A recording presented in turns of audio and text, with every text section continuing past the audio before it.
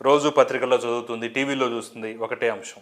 మీరు ఒక press meet పెట్టి ఫలానా వాళ్ళని తిట్టండి, ఫలానా వాళ్ళని బూతులు తిట్టండి, ఇంత డబ్బు తీసుకొచ్చి మాకు డిపాజిట్ చేయండి, అప్పుడు మీకు సీటు గ్యారంటీ అని చెప్పేసి జగన్మోహన్ రెడ్డి పదే పదే వాళ్ళ ఎమ్మెల్యేలకి, ఎంపీలకి, నాయకులకి అందరికీ చెప్తున్నారు. అలా చేయగలిగిన వాళ్ళు ఉంటున్నారు, సీట్లు తెచ్చుకుంటున్నారు, చేయలేని వాళ్ళు దూరంగా వెళ్ళిపోతున్నారు అనేది ప్రతిరోజు పత్రికల్లో మనం చూస్తూనే ఉన్నాం, వింటూనే ఉన్నాం. సో ఆ యొక్క లక్షణం మీలో లేకపోవటం వల్లే ఈరోజు మీకు సీటు రాలేదని నేను అంటాను.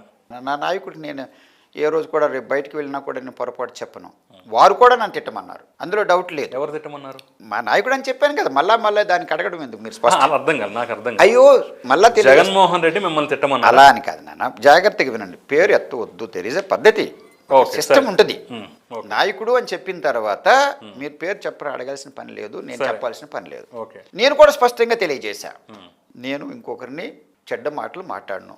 అదే మేనిఫెస్టో చేయలేదు అంటే నేను నిలదీసి అడుగుతా, అదే తప్పు చేస్తే నేను నిలదీసి అడుగుతా, అంతే తప్పనిచ్చి ఒకరిని తిట్టవలసిన పని లేదు.